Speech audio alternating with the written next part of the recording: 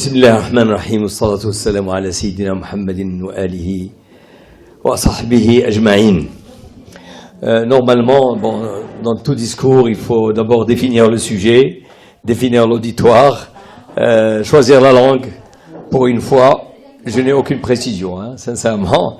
Je ne savais pas est-ce qu'il fallait parler en français ou en arabe. Bon, on vient de me préciser qu'il y a une préférence pour le français. Non, le sujet initialement que j'avais préparé, c'était beaucoup plus pour les jeunes qui habitent en Europe et qui traversent un peu des moments difficiles. Comment donc cohabiter dans une ambiance un peu difficile. Bon, je vais essayer un peu de parler un peu plus ou moins à bâton rompu, mais ce sera toujours un peu sur le plan culturel assez bénéfique. Alors, أعوذ بالله من الشيطان الرجيم. أبدأ بآيات من كتاب القرآن الكريم. أعوذ بالله من الشيطان الرجيم. بسم الله الرحمن الرحيم. ألف لام ميم. أحسب الناس أن يتركوا أن يقولوا آمنا وهم لا يفتنون ولقد فتنا الذين من قبلهم فليعلمن الله الذين صدقوا وليعلمن الكاذبين. ويقول صلى الله عليه وسلم: بدأ هذا الدين غريبا وسيعود غريبا كما بدأ. ويقول عليه الصلاة والسلام: يأتي على أمتي زمان يكون القابض على دينه كالقابض على الجمر. وقال في حديث آخر: وللواحد منكم أجر 50 منكم. كان يخاطب الصحابة, il parlait un peu à ses compagnons et il disait que viendra un temps où celui qui essaie de garder un peu sa religion, c'est comme celui qui détient une braise dans sa main.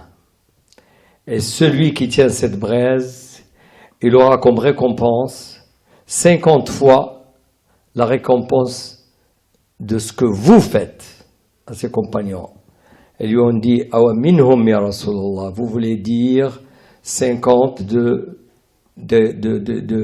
l'effort qu'ils fournissent eux? Il a dit non, de l'effort que vous fournissez vous, parce que eux, ils n'ont pas trouvé celui qui va les aider un peu pour leur religion.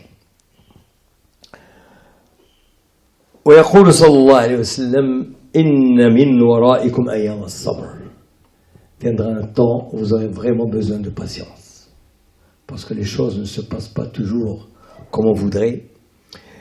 Et voilà, aujourd'hui, malheureusement, d'ailleurs le premier verset que j'ai récité en arabe, il veut dire tout simplement: est-ce que les gens croient qu'on va les laisser comme ça sans qu'ils ne subissent de tests, sans qu'ils ne soient mis à l'épreuve? Nous sommes tout le temps mis à l'épreuve. Allah subhanahu wa ta'ala, il veut toujours nous tester pour voir comment on va réagir. C'est très important. Et ce qu'il y a de noter, effectivement, c'est que la communauté musulmane, aujourd'hui, passe par des moments de crise. Je ne dis pas l'islam, parce que l'islam, c'est un référentiel. L'islam ne change pas. اليوم أكملت لكم دينكم أتممت لكم دينكم اليوم أكملت لكم دينكم وأتممت عليكم نعمتي ورضيت لكم الإسلام دينا. والنبي صلى الله عليه وسلم يقول: تركتكم على المحجة البيضاء لا يضل عليها اللي تبعها. C'est-à-dire que j'ai laissé en vous le Coran et la Sunna, et celui qui les suit ne s'égarera jamais. Mais l'islam lui-même, en lui-même, il est fixe.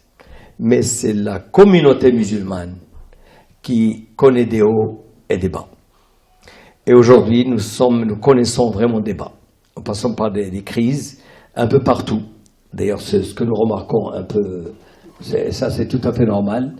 Mais il y a lieu quand même de retracer un peu l'historique. Il y a une loi universelle qui s'appelle, vous devez la connaître dans le commerce, la loi du zénith ou la loi du soleil. Toute chose obéit à une loi. Elle commence à zéro, elle grimpe, et puis elle descend. Ça s'appelle la loi du soleil. Et cette loi s'applique à tout. Elle s'applique aux objets, elle s'appelle au logiciel, elle s'applique à l'univers, et elle s'applique également à la communauté musulmane. La communauté musulmane a connu des hauts. Et le summum, c'était lorsque le prophète était encore vivant, sallallahu alayhi wa sallam, وَقَالَ خَيْرُ الْقُرُونِ قَرْنِي ثُمَّ مَا يَلِيهِ. Et effectivement, on a connu des moments d'apogée, comme les moments de Mansour Debi, comme les moments de Omar Abdelaziz. Vous savez qu'au moment de Omar Abdelaziz, l'islam a atteint un niveau tel qu'on ne trouvait plus à qui donner de l'aumône. Pratiquement tout le monde appliquait l'islam, tout le monde payait sa zakat et ça marchait à merveille.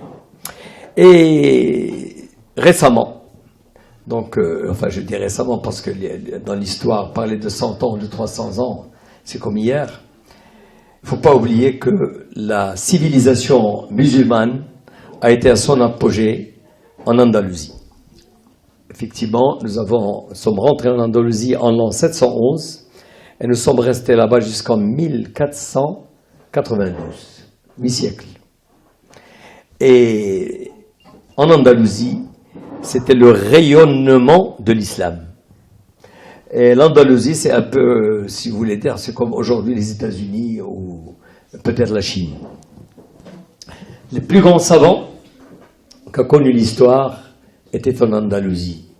Et pour ne citer que, par exemple, dans les domaines des mathématiques, de la médecine, de la chimie, de l'astronomie, de la biologie, il y a des noms qui résonnent comme par exemple Jabr ibn Hayyan, Al-Khawarizmi dans les mathématiques, Al-Kindi, pluridisciplinaire, Al-Farabi, Ibn Sina, Omar Khayyam, Averroès dans la médecine, et j'en passe. Et l'Andalus, lorsque l'islam était donc à l'Andalus, il y avait des métropoles très connues, comme Grenade, comme Toledo, comme Cordoue, comme Séville. Dans le temps, déjà en l'an XIe siècle, Cordoue avait 500 millions d'habitants. 500 000 habitants, un demi-million. C'est la première ville qui a connu l'eau courante. À Cordoue, au Xe siècle, il y avait 3000 mosquées. Il y avait des bibliothèques partout, et parmi les bibliothèques, il y a une qui comptait 400 000 ouvrages. C'était vraiment l'apogée de l'islam. Et malheureusement, après ces 8 siècles, qu'est-ce qui se passe? C'est la loi du soleil.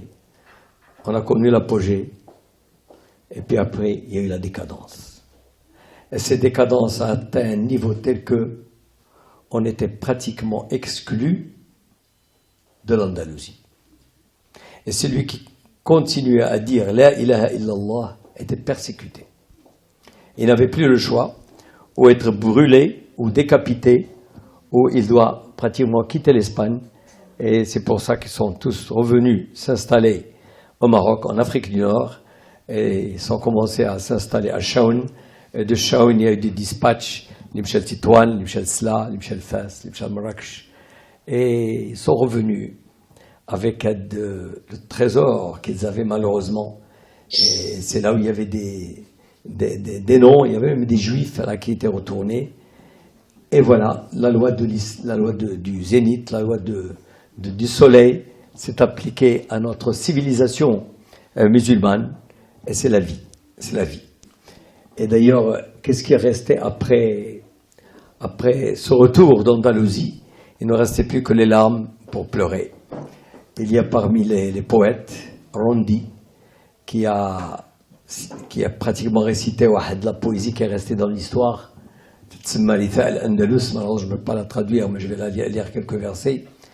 Et il disait لكل شيء إذا تم نقصان فلا يغر بطيب العيش إنسان هي الأمور كما شاهدتها من سره يوم ساءت أزمان وهذه الدار لا تبقي على أحد ولا يدوم على حال لها حال أتى على القوم أمر لا مرد له فصار القوم كأنهم ما كانوا. toute l'apogée, toute la prospérité qu'on a connue في l'Andalousie مشات. Et quelle est la raison? يقول الله سبحانه وتعالى وإن عدتم عدنا. الله سبحانه وتعالى امتحنا. ومادام الإنسان tant que nous respectons à la lettre tous les préceptes de l'islam, Allah subhanahu wa ta'ala nous aide. Mais quand on commence à oublier et à oublier Dieu, donc automatiquement nous payons les conséquences. وَلَقَدْ أَرْسَلْنَا إِلَى أُمَمٍ مِّن قَبْلِكَ فَأَخَذْنَاهُمْ بِالْبَأْسَاءِ وَالضَّرَّاءِ لَعَلَّهُمْ يَتَضَرَّعُونَ فلولا إذ جاءهم بأسنا تضرعوا ولكن قست قلوبهم وزين لهم الشيطان ما كانوا يعملون. وفي آية أخرى يقول الله سبحانه وتعالى حتى إذا فرحوا بما أوتوا. C'est ce qui s'est passé en Andalousie. On a atteint un niveau où tout le monde était content de ce qu'il avait. حتى إذا فرحوا بما أوتوا أخذناهم بغتة فإذا هم مبلسون. وتقول الله سبحانه وتعالى وما أصابكم من مصيبة فبما كسبت أيديكم. C'est nous qui décidons. Allah Ta'ala, lorsqu'on suit les préceptes, lorsqu'on est sur le droit chemin, Allah subhanahu wa ta'ala nous aide. Sinon, يقول الله سبحانه وتعالى في سورة الإسراء وإذا أردنا أن نهلك قرية أمرنا مترفيها ففسقوا فيها فحق عليها القول فدمرناها تدميرا. وفي قراءة أخرى قراءة une autre façon de lire أعوذ بالله من الشيطان الرجيم وإذا أردنا أن نهلك قرية أمرنا مترفيها. On les a rendus أمراء. أمرنا, c'est-à-dire on les a placés au top, mais qui dirige le pays, c'est des gens qui se sont totalement éloignés de l'islam. Ammarna. ولكن في القراءة الأخرى أمرنا. Dans ce contexte, Amarna veut dire on les a rendus nombreux, on a augmenté leur nombre. Le nombre d'elles, les gens qui ne sont pas sur le droit chemin, a dépassé le droit chemin, et le résultat, Amarna mutrafiha fafasaqu fiha fahaqqa alayha alqawlu fadammarnaha tadmira. C'est exactement ce qui s'est passé. Et les faits sont là. La communauté musulmane, donc, elle subit ce qu'elle subit aujourd'hui. Et malheureusement, ceux qui sentent la tension la plus forte sont nos confrères qui habitent en Occident et qui côtoient un peu la communauté occidentale. Alors donc, la question qu'on se pose aujourd'hui, c'est comment donner à ses enfants et comment se donner soi-même les moyens. Pourquoi? Pour rester fidèle d'abord à sa religion, pour rester fidèle à ses principes, pour rester fidèle à sa culture, pour rester fidèle à ses valeurs et pour rester fidèle à son identité. C'est exactement le problème qui se pose, le problème numéro 1 qui se pose en Occident, parce que cherche l'Occident? Pour ces gens-là, ces musulmans qui sont dans ce contexte, ils doivent faire face à une double culture, leur culture authentique, et il faut qu'ils essaient de plaire un peu à leur entourage. Et le malheur, c'est que cette culture occidentale, je dis en général, je ne pointe aucun pays du doigt, mais la culture occidentale, elle est basée sur quoi? Elle est basée sur le point que nous avons, nous, en tant qu'êtres humains, les points les plus faibles. Quel est notre point le plus faible?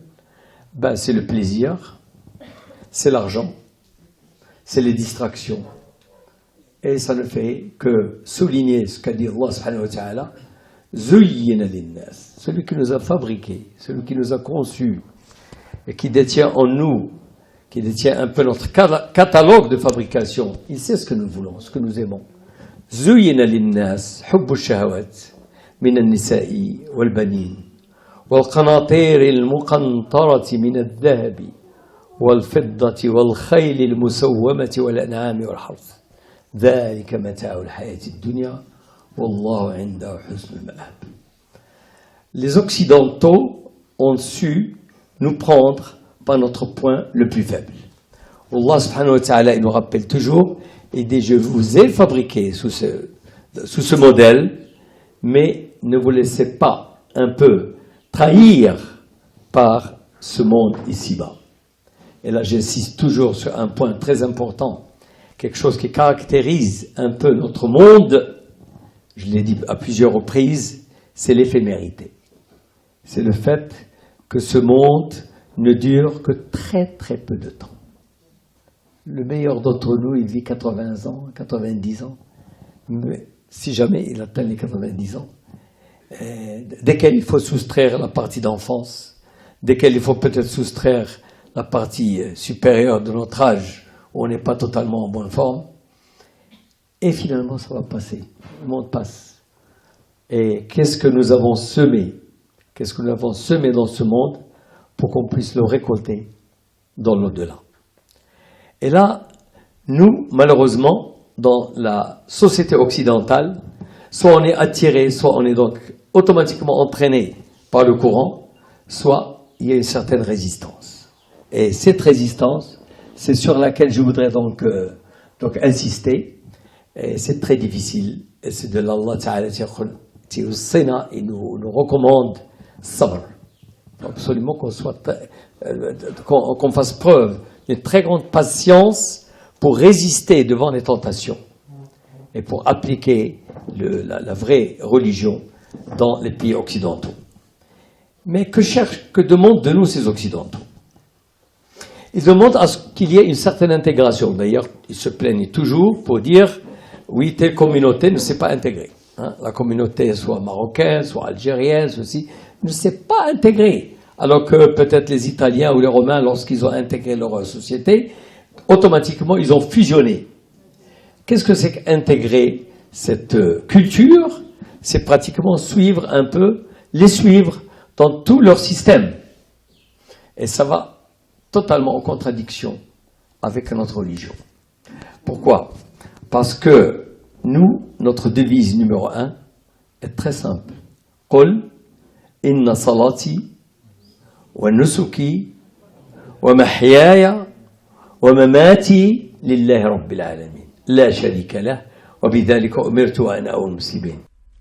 Oh, dis que ma prière mérite, ma vie, ma mort sont tous pour Allah, subhanallah wa ta'ala, le Dieu de tous les univers. Nous, tout est clair. Nous savons très bien que nous avons un créateur. Et là, j'ouvre une parenthèse, surtout pour les jeunes. C'est que Allah subhanahu wa ta'ala, j'ouvre une très très grande parenthèse, 2 crochets, je vais les fermer tout à l'heure. C'est Allah subhanahu wa ta'ala nous invite, à travers le Coran, à contempler la beauté de sa création et à arriver par la loi de la logique, par la loi du raisonnement, à se convaincre qu'il est puissant. Il est très très puissant. Allah subhanahu wa ta'ala, il nous invite à regarder un peu dans toute sa création, que ce soit dans l'univers, l'infiniment grand, ou dans l'infiniment petit. Wala akbar min dhalika wala asghar.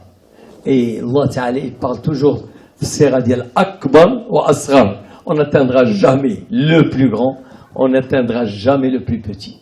On a toujours cru au niveau du petit que l'atome était l'élément le plus petit. On a finalement découvert que c'est pas l'atome que l'électron. Après on a trouvé que c'est pas l'électron, c'est les quasars. Après on a trouvé que c'est les quarks. Et on est toujours en train de développer. On n'a pas encore atteint l'infiniment petit. Lorsqu'on va dans l'infiniment grand, nous n'avons pas encore cerné totalement la taille de l'univers. Nous ne pouvons cerner que la taille visible de l'univers. Dieu, Allah subhanahu wa ta'ala, nous a donné les moyens. On parlait tout à l'heure, وَعَلَّمَ آدَمَ الْأَسْمَاءَ كُلَّهَا. Allah subhanahu wa ta'ala nous a donné tous les éléments nécessaires pour qu'on puisse raisonner. Ar-Rahman, on ne peut rien faire si on ne lit pas le Coran, mais d'une façon méditative. Il ne s'agit pas uniquement de lire avec la tête ailleurs, il faut lire et méditer. Ar-Rahman, allama al-Qur'an, khalaqa al-insan, allamahu al-bayan. Allah subhanahu wa ta'ala nous a donné tous les outils pour qu'on arrive à se convaincre de sa supériorité et de sa grandeur. Et il le répète à plusieurs reprises dans le Coran, que les gens qui craignent le plus le bon Dieu, c'est les gens de science. Les gens de science sont les plus aptes à reconnaître la puissance d'Allah subhanahu wa ta'ala. Allah ta'ala donc nous invite à réfléchir. قُلْ سِيرُوا فِي الْأَرْضِ فَانْظُرُوا كَيْفَ بَدَأَ الْخَلْقَ. Donc je disais donc qu'il faut qu'on puisse d'une façon ou d'une autre arriver à... Enfin, les Occidentaux veulent qu'on s'intègre à eux, mais malheureusement, nous avons nos propres référentiels et ce n'est pas toujours possible. Alors on va se demander quelle est la solution. Lorsqu'il y a un problème, il faut d'abord situer le problème. Il faut le cerner avant de trouver une solution. Et nous allons trouver à travers le hadith de Rasul sallallahu alayhi wa sallam, et il dit en langage clair, les solutions qui ont servi à résoudre les problèmes au début de cette religion, ce sont les mêmes qu'il faudra appliquer pour résoudre les problèmes dans un espace lointain. Et pour cela, il faut revenir au référentiel. Et le référentiel, huwa Rasul sallallahu alayhi wa sallam. Yassiratul Nabawiyya. Et comment le Nabi sallallahu alayhi wa sallam a réussi à résoudre le problème. On va donc remonter un peu l'histoire de Rasul sallallahu alayhi wa sallam. Rasul sallallahu alayhi wa sallam, avant qu'il ne soit élu, avant qu'il ne reçoive la révélation, déjà 5 ans avant la révélation, bon, lui il habitait à Mecca, à Mecque. Et Mecca se caractérisait par un tas de choses pratiquement qui aujourd'hui sont anti-islamiques. La première, c'est l'idolâtrie. On avait des idoles partout, des statues. D'ailleurs, n'importe qui fabriquait une petite statue et il la vénérait, il l'adorait. Et on avait plusieurs dieux. Hein? Le dieu du commerce, le dieu de la santé, le dieu de ceci, de cela. Et le Kaaba elle-même, le Kaaba qui est un point de rencontre avant même, enfin c'est du temps de Sidna Ibrahim alayhi salam, atteint un niveau où on avait des idoles partout, même sur la Kaaba.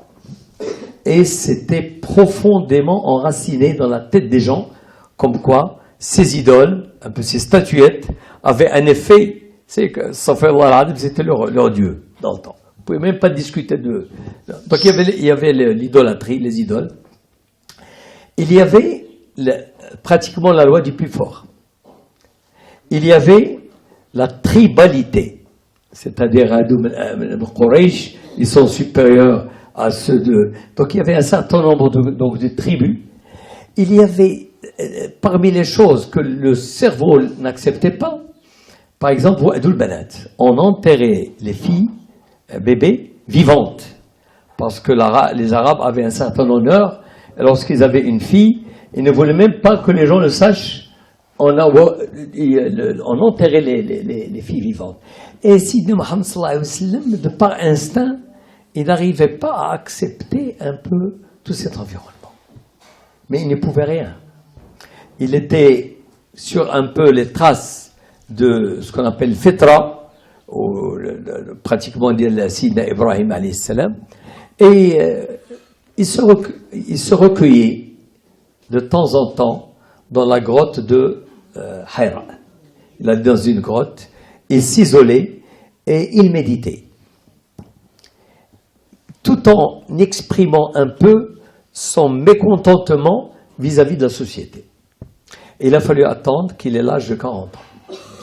Lorsqu'il a eu l'âge de 40 ans, pendant qu'il était Fghar d'Al-Hira, il reçut l'ange Gabriel. Il n'a jamais entendu parler de Jibril. Il ne savait même pas ce que c'est que la révélation. Il ne savait pas ce que le wahi. Alors pendant qu'il était Fghar d'Al-Hira, Sidna Jibril alayhi salam est venu le voir sous forme presque d'un homme, et il l'a pris par les épaules et il l'a secoué, mais fortement, en lui disant « Iqra, lis ». Il le secoue et lui dit « Lis, Iqra ». « Qala ma ana biqari » Je ne sais pas lire. « Lis, ma ana biqari ». Et la troisième fois « Iqra ». قال له ما أنا بقارئ قال له اقرأ باسم ربك الذي خلق الإنسان من علق اقرأ وربك الأكرم الذي علم بالقلم علم الإنسان ما لم يعلم. C'est le premier message divin اللي نزل على سيدنا محمد صلى الله عليه وسلم. سيدنا محمد صلى الله عليه وسلم بدأت يرتعش, il a frissonné, il avait peur. Et il est allé voir sa femme, مولاتنا خديجة رضي الله عنها, وقال لها باللغة العربية زملوني.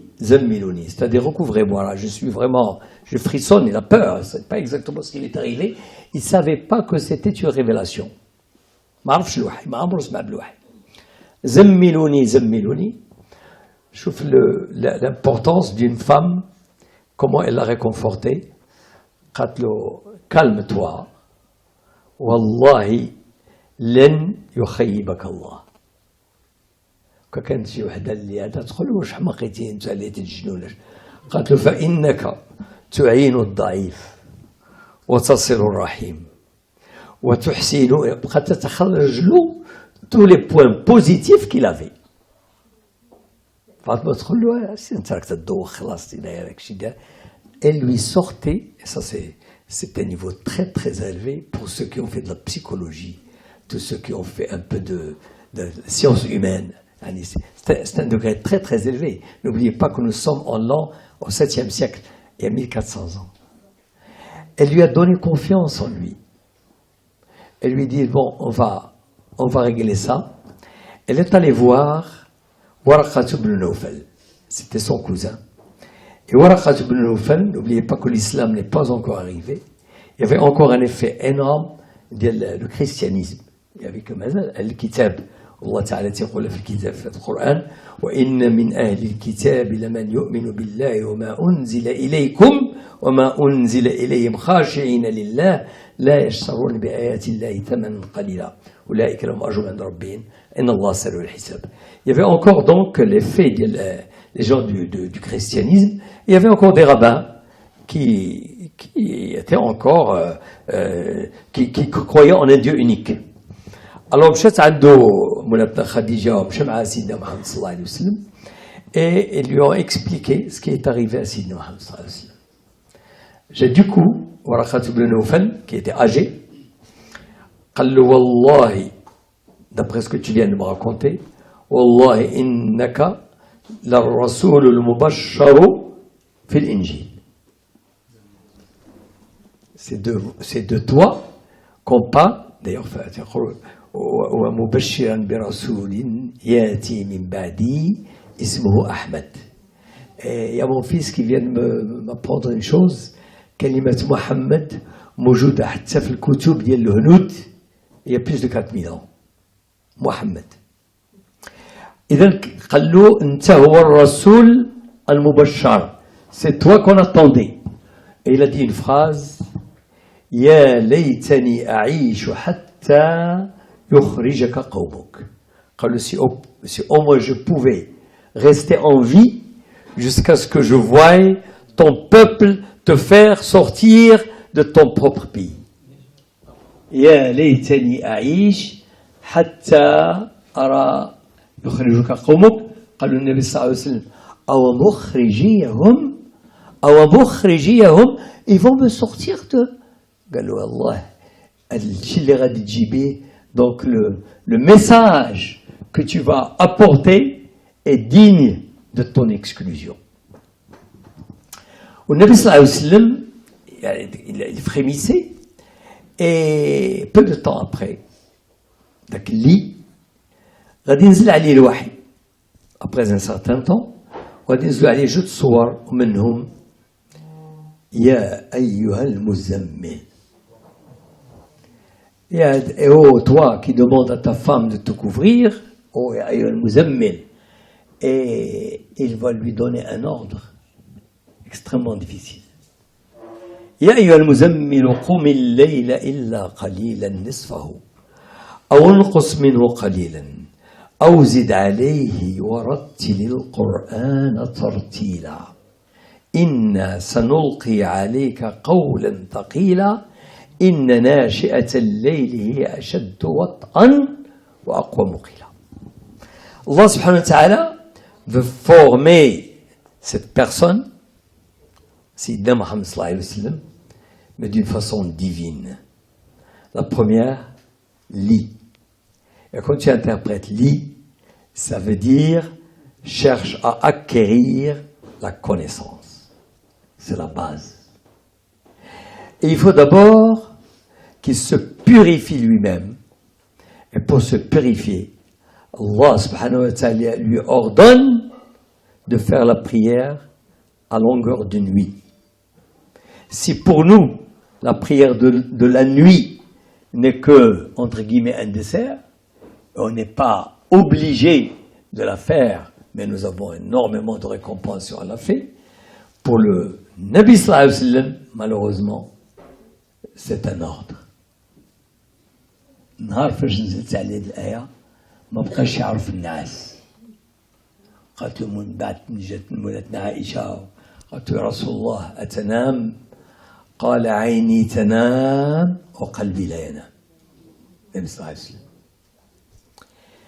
Allah subhanahu wa ta'ala a choisi Sayyidina Muhammad sallallahu alayhi wa sallam pour venir comme prophète, pas pour l'Arabie saoudite, pas pour les Arabes, pas pour les musulmans, pour l'humanité entière.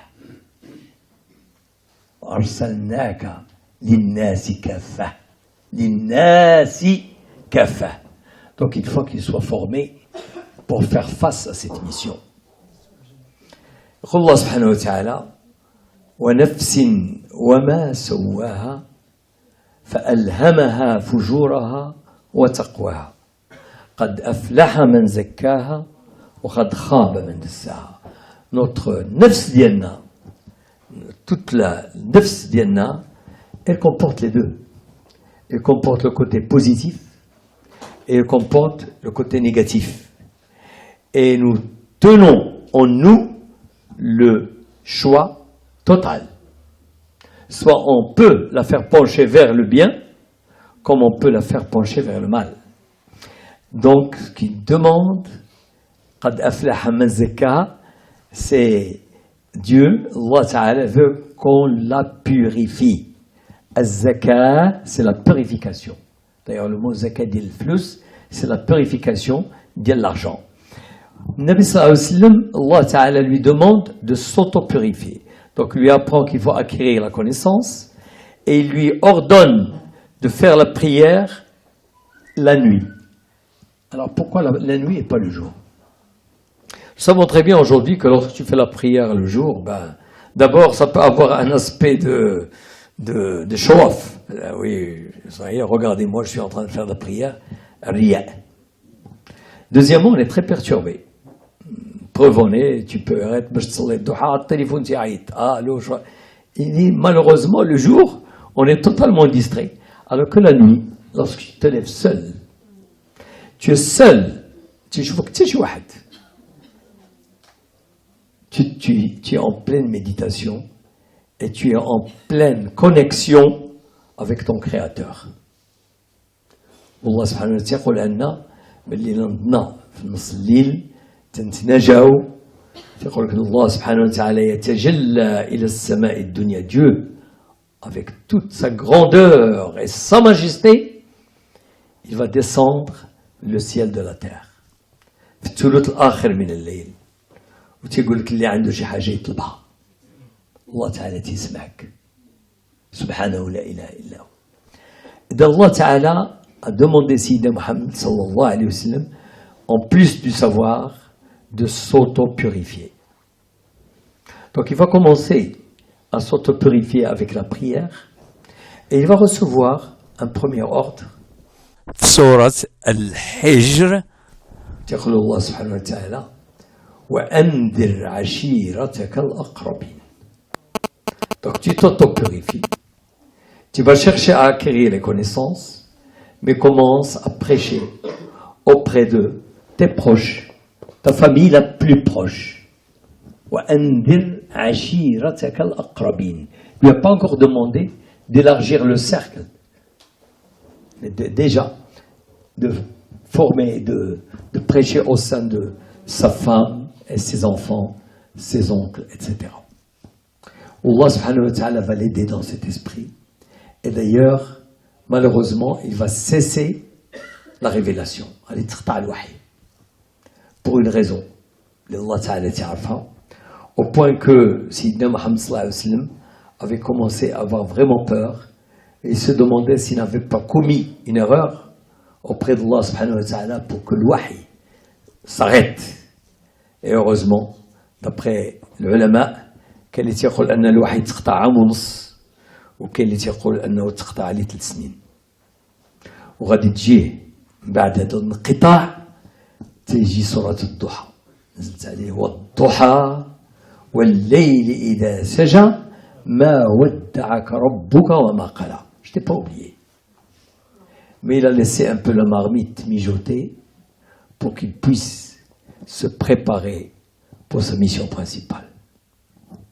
Et là, il reçoit l'ordre de commencer à prêcher tout autour. Et ce Muhammad sallallahu alayhi wa sallam, qui était connu pour ses valeurs humaines, avant la révélation, on l'appelait As-Sadiqul Amin.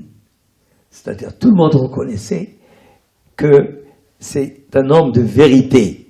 Ils n'ont jamais su sur lui un quelconque mensonge. Al-Amin, c'est vraiment la fidélité totale. Il n'y avait pas de banque dans le temps, mais celui qui a quelque chose, il va venir la déposer chez lui. Tout le monde a confiance en lui. Et lorsqu'elle a commencé à prêcher, malheureusement, eh ben, je peux vous dire qu'il a eu toute la résistance du monde et on l'a traité de toutes les couleurs. قالوا ساحر قالوا كاهن قالوا كذاب قالوا مجنون قالوا, on l'a traité de toutes les couleurs. Et malgré ça, il tenait le coup. Et il y a son oncle, qui est Abu Talib, qui a voulu le protéger. Bien entendu, c'est son neveu. Il l'a protégé, il l'a aidé un peu dans sa mission, mais malgré ça, ils ont essayé de l'abattre, par n'importe quel moyen. Au point que Ammo, lui-même, Abu Talib, en avait marre. Il a appelé, il lui a dit, Mohammed, essaye de t'éloigner un peu de cette histoire de prêcher et tout ce qui s'ensuit, parce que moi, pratiquement, je n'en peux plus. Essaye de trouver un juste milieu avec eux et d'abandonner un peu cette nouvelle religion dont tu parles. Et Sayyidina Muhammad sallallahu alayhi wa sallam, il est connu pour la phrase qu'il avait prononcée, Wallahi am, il jure, Wallahi am, لو وضعوا الشمس في يميني والقمر في يساري على أن أتخلى على هذا الأمر لن أتخلى عليه إلا أن يهلكني الله أو يحكم الله سبحانه وتعالى. Mendi, lorsqu'ils ne sont pas arrivés à pratiquement le dissuader, ils ont trouvé d'autres moyens. Ils l'ont appelé. Ils lui ont dit, écoute, si tu cherches de l'argent, on peut te rendre l'homme le plus riche de notre péninsule. Si tu cherches le pouvoir, on peut te rendre notre chef. Si tu cherches les femmes, on peut te donner les meilleures femmes de notre tribu. Mais laisse tomber. Il ne veut pas. Il continue. Je peux vous dire que contrairement à ce que plusieurs pensent, la mission de Sayyidina Muhammad sallallahu alayhi wa sallam n'a pas été une mission facile. On a toujours cru qu'il a reçu ça sur un plateau d'argent, que le bon Dieu l'a choisi et que les choses passaient très simplement. Ben, il a souffert pendant 13 ans. Imaginez que pendant 13 ans, personne n'a voulu croire en lui, sauf une centaine d'individus. Et même les gens qui ont cru en lui, y compris Uthman ibn Affan ou Abu Bakr as-Siddiq, ils ont sévi. Uthman ibn Affan a été mis en résidence surveillée par son oncle dans une obscurité uniquement de quoi subsister pendant des semaines. Abu Bakr al-Siddiq a été persécuté.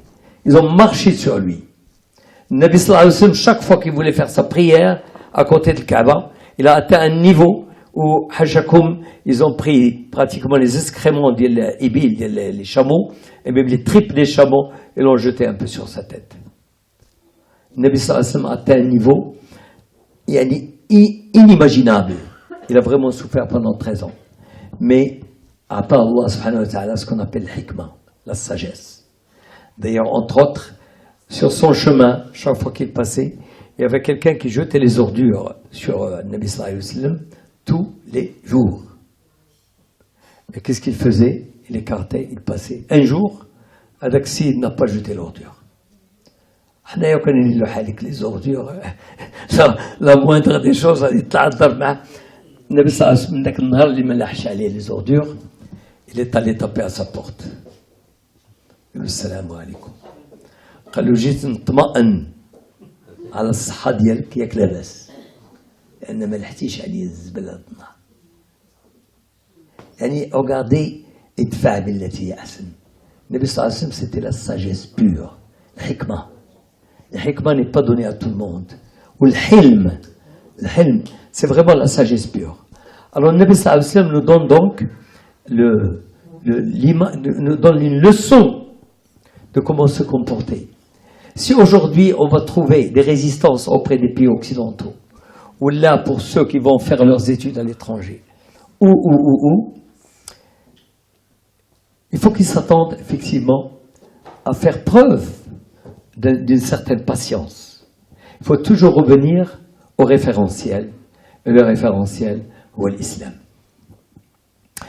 Et dans l'islam, il faut d'abord avoir un but dans la vie. Une question que même Nabi sallallahu alayhi wa sallam se posait avant la révélation, et peu de gens malheureusement se la posent: pourquoi je suis sur terre? On a fait une étude aux États-Unis, ils ont fait un sondage, c'est l'université of Yale qui l'a faite. Ils ont fait à peu près une interview auprès de plus de 10 000 personnes. On a posé la question: est-ce que vous avez un objectif dans la vie? Ben, je peux vous dire que seulement 3% avaient un objectif. Ben, c'est comme si vous allez demander au conducteur de voiture, vous arrêtez à quelqu'un au hasard et vous lui dites: vous allez où?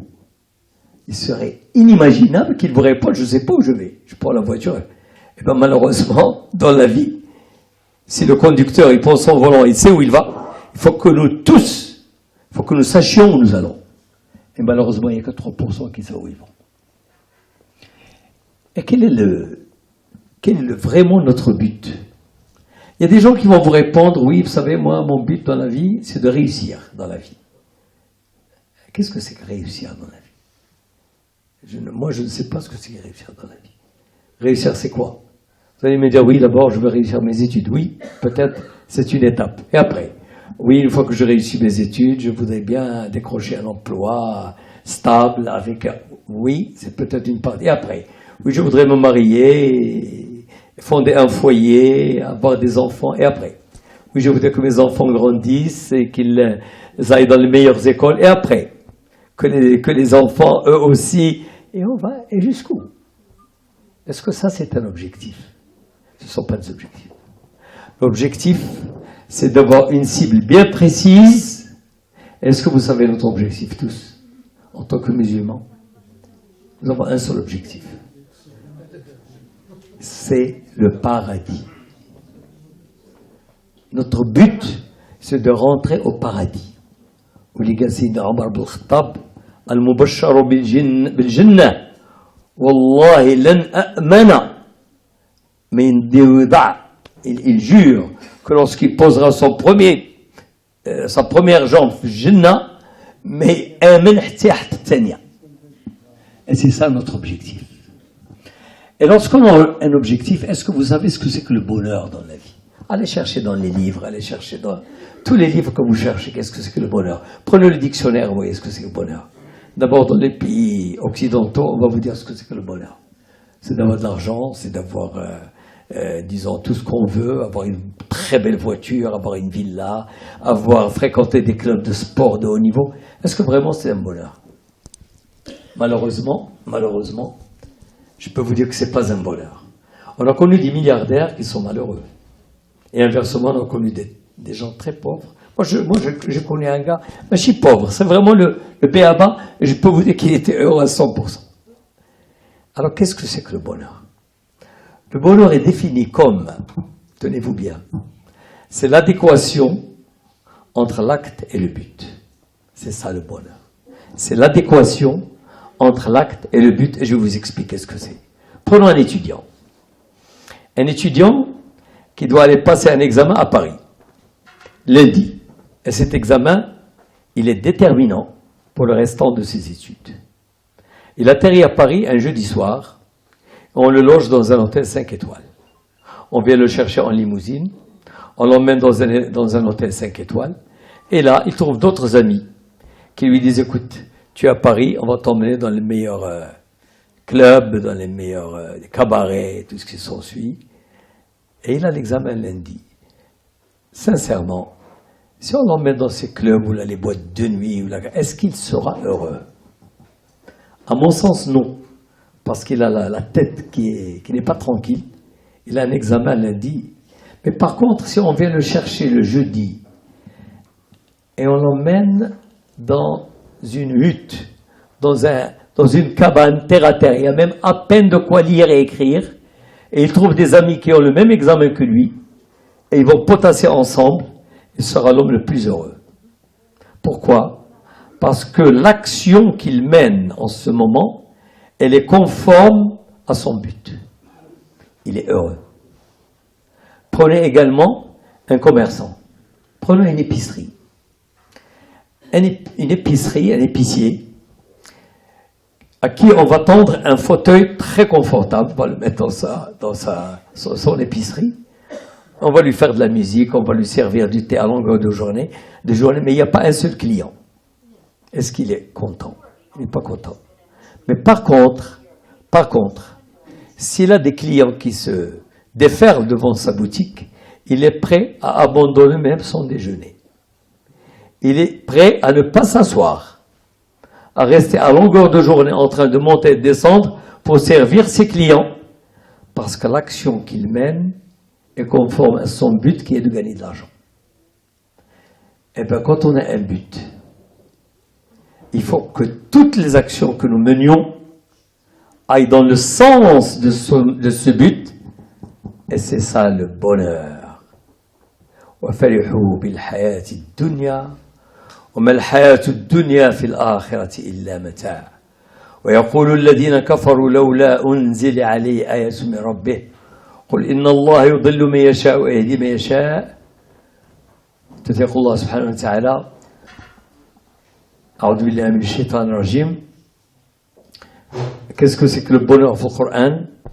تقول الله سبحانه وتعالى ألا بذكر الله تطمئن القلوب الذين آمنوا وتطمئن قلوبهم بذكر الله ألا بذكر الله تطمئن القلوب. Donc il faut que notre but dans la vie et nos actions, toutes les actions que nous menions, il faut qu'elles aillent dans le sens de notre objectif primordial. Et notre objectif primordial, nous, il faut que toujours qu'il soit tiré du Coran. يقول النبي سيدنا إبراهيم عليه السلام قل إن صلاتي ونسكي ومحياي ومماتي لله رب العالمين لا شريك له وبذلك أمرت أنا والمسلمين. Et lorsque tu te fixes cet objectif, tout le reste, c'est peanuts. Vous n'avez qu'à prendre les Sahara ديال فرعون. Sahara de Pharaon, من دي جاو عند les magiciens de Pharaon, lorsque Sidna Moussa alayhi salam a amené les preuves tangibles de comme quoi il y a un Dieu unique, et Allah Ta'ala lui a donné les preuves qui étaient pratiquement la canne qui entre autres se transformait en serpent, en vipère. Alors Pharaon, il a ordonné à ce qu'on amène un peu tous les magiciens et pour qu'ils fassent un peu la même chose. ils ont jeté leur canne et ils n'ont pas transformé la canne en serpent. C'est des illusions. C'est l'illusion optique comme quoi cette canne est devenue, alors que Sayyidina Moussa alayhi salam, c'est la canne qui est devenue serpent. Et lorsque donc ces magiciens ont jeté un peu leur canne devant Pharaon et ils ont dit au nom de Pharaon, ils ont jeté leur canne, automatiquement, même Sayyidina Moussa alayhi salam, à un moment donné, il a eu peur, il s'est effrayé. فأوجس في نفسه خيفة موسى قلنا لا تخف إنك أنت الأعلى. N'aie pas peur. Et en ce moment-là, Allah Ta'ala lui a dit donc de jeter sa canne. Alqi ma fi yaminik talqaf ma sana'u. Elle va avaler tout ce qu'ils ont fait.